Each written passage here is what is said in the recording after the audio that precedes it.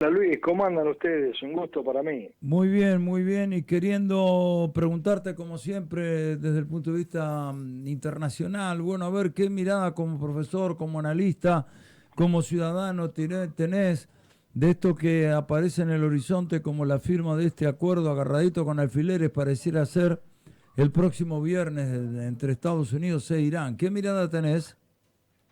Bueno, bien decís, pareciera ser, porque hemos tenido tantos amagues, para decirlo abiertamente, todo este tiempo.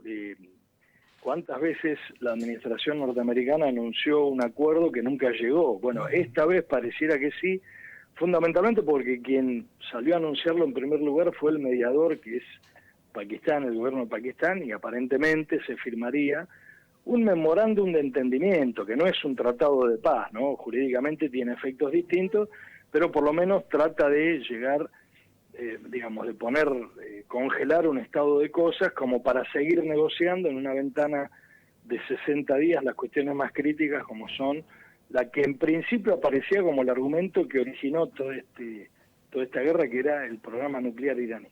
Así que en principio se firmaría en Ginebra este viernes un memorándum de entendimiento en la que, de primera medida, aparentemente sería la liberación del estrecho de Hormuz, Sí. tanto por el bloqueo norteamericano como por el régimen iraní, y después una ventana de 60 días para negociar cuestiones críticas, por ejemplo, el congelamiento de activos que todavía pesan sobre el Estado iraní y fundamentalmente el programa nuclear, que es, como digo, el que habría originado, o por lo menos el argumento de superficie que se había dado en su momento, que después fue cambiando, ¿no? Porque en su momento el argumento era: atacamos rápidamente entre Estados Unidos e Israel para, digamos, profundizar o garantizar la seguridad regional, sobre todo para las monarquías del Golfo, para desmontar el régimen aprovechando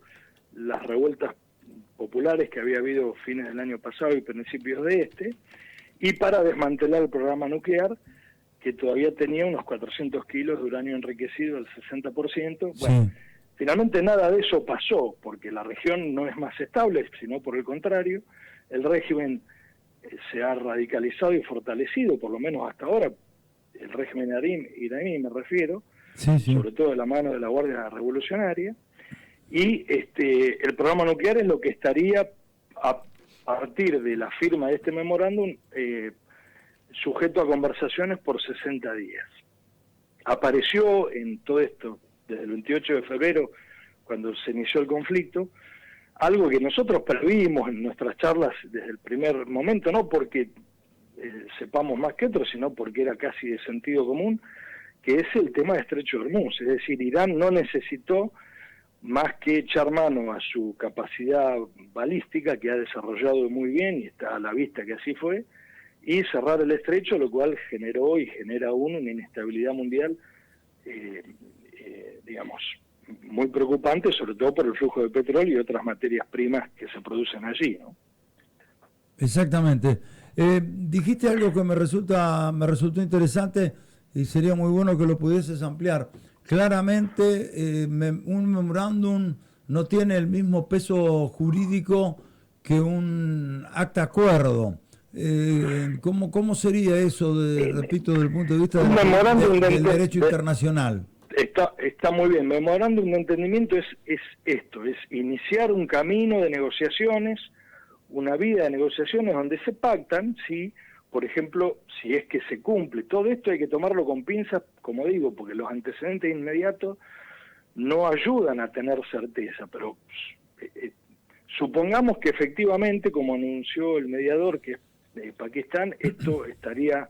Y además han anunciado otro dato no menor, no solo Estados Unidos, sino también que el régimen iraní, cosa que antes no hacía, de que efectivamente esta vez sí Sí. pareciera que se están poniendo de acuerdo. El memorándum es un inicio de un camino de negociación donde se pauta el proceso que se va a seguir, se acuerdan las partes cómo van a seguir ese proceso de negociación, y una suerte de suma de medidas preliminares, es decir, bueno, congelemos el estado de cosas, no innovemos, por ejemplo, no te ataco ni me atacás, esto incluye también al sur del Líbano, es decir, que incluye también, debería incluir, por lo menos esta fue la demanda del régimen iraní, a Israel, lo que en sus ataques con un proxy que es Hezbollah, allí en el sur del Líbano, y se pauta los pasos a seguir como para, por ejemplo, un cese al fuego provisorio, la traza de cómo van a ser esas negociaciones, el proceso para hacerlo, por ejemplo, un plazo como es que estaría dando vueltas de 60 días para ver cómo resuelven en un segundo momento la cuestión nuclear del programa nuclear iraní. Sí. Y por supuesto el desbloqueo, ¿no? Que es lo que más interesaba a Occidente y también al propio gobierno iraní, porque ellos tampoco podían exportar lo que necesitan exportar como para sostener una economía que está diezmada. Claro. En Irán, ¿no?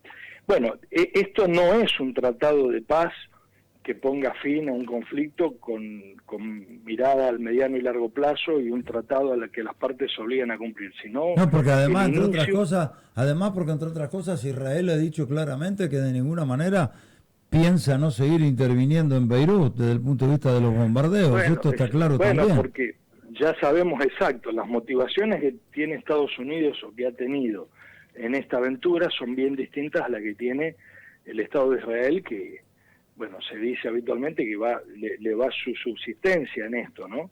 Sobre todo no solo por la amenaza permanente histórica del régimen iraní, por lo menos desde el advenimiento de los ayatolas allí por el año 79 en adelante, sí, sino también por los grupos armados que llaman proxies, que también amenazan, ¿no? Hamas, Hezbollah, los hutíes en Yemen y demás. Entonces ahí es una dificultad, porque son motivaciones distintas, necesidades distintas, y es muy difícil acordar entre tres partes que tienen intereses tan diversos.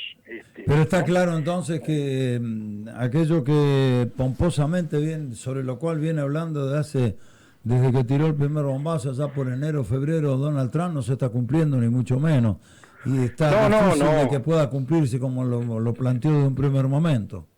No, está claro que se ha metido en una encerrona que había sido advertido Trump, eso ya se sabe, digamos, las burocracias permanentes como la CIA, el Pentágono y todas las agencias estables permanentes que son las que saben, conocen de estrategia y demás, lo habrían advertido sobre el riesgo de esta aventura que se inició en febrero, más allá de lo que ya conocemos que es el régimen iraní, que persigue a su propia gente, que mata a su propio pueblo, etcétera. Digamos, esto está fuera de discusión. Pero desde el punto de vista estrictamente militar y geopolítico fue un error, está a todas luces, y la inadvertencia de lo que le aconsejaron las agencias permanentes a la presidencia de Trump, claramente no fueron escuchadas, y a lo mejor envalentonado con el éxito en Venezuela con Maduro, habrán imaginado que en poco tiempo, valiéndose de las revueltas que había habido y una operación militar rápida, que en lo militar existió y que diezmaron las existencias iraníes, pero claramente no han podido ni voltear al régimen, ni tampoco desmantelar un dispositivo muy importante, misilístico, que ha desarrollado Irán y que está visto que sigue siendo una amenaza, ¿no? Por supuesto. Profe, como siempre, un gusto. Muchísimas gracias por atendernos. No, al contrario, un gusto para mí, que sigan bien. Muy amable, profesor del Departamento de Derecho, entre otras materias, en el campo del Derecho Internacional, el Derecho Internacional Público, siempre lo llamamos. Ahí está Alejandro